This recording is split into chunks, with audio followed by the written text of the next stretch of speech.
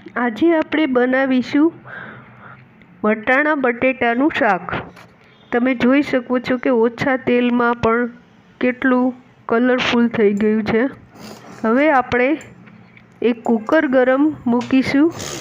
તેમાં આપણે 2 ચમચી તેલ નાખીશું અને તે તેલ ગરમ થવા દઈશું।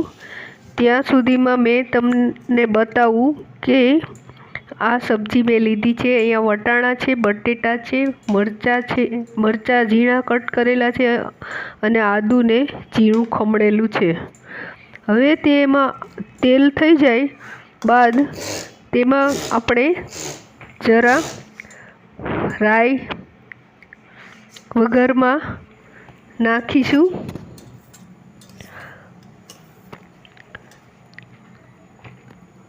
રાઈ નાખ્યા એ તતડી જાય બાદ આપણે તેમાં જરા હિંગ નાખીશું અને સ્લો ફ્લેમ કરીશું।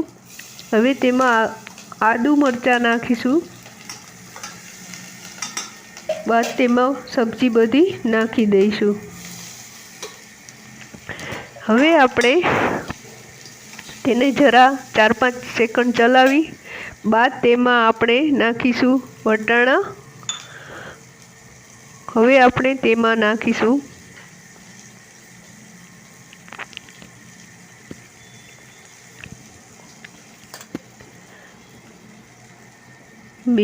મીઠું,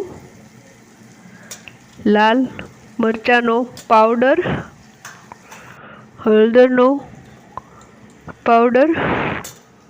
હવે આપણે તે ફરીને 3-4 સેકન્ડ આ રીતે ચલાવીશું અને બાદમાં આપણે તેમાં પાણી નાખીશું। જે શાક ડૂબે તેટલું જ નાખીશું। હવે આપણે કુકરનું ઢાંકણું બંધ કરી દઈશું અને 2 વિસલ થવા દઈશું। પછી કુકર ઠંડુ થઈ ગયા પછી જોઈ લઈએ આપણે।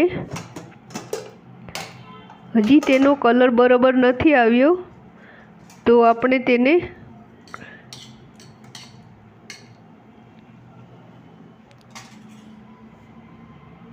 થોડી વાર પૂરતું ગેસ પર રાખવું પડશે, સ્લો ફ્લેમ પર, જેથી તેમાં ઓઇલ રિલીઝ થશે અને કલર પણ સારો આવી જશે।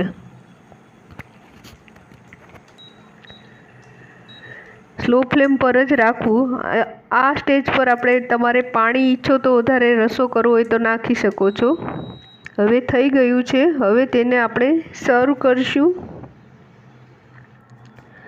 અહીંયા મેં સર્વ કરવા માટે લીધું છે। તેમાં હું થોડીક કોથમીર એડ કરું છું। મારી ચેનલને જરૂરથી લાઈક, શેર એન્ડ સબસ્ક્રાઈબ કરજો મિત્રો। થેન્ક યુ મિત્રો।